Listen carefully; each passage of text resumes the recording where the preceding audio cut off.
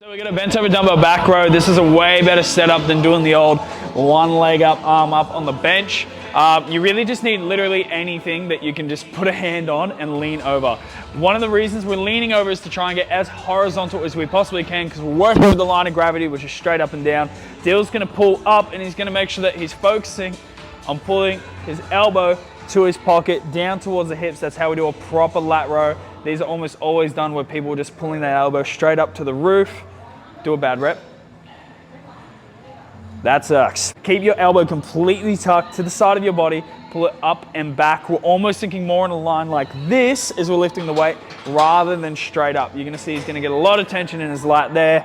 Make sure that we're actually thinking about how we support. You don't wanna be floppy or completely bent over when you're supporting on this. He's nice and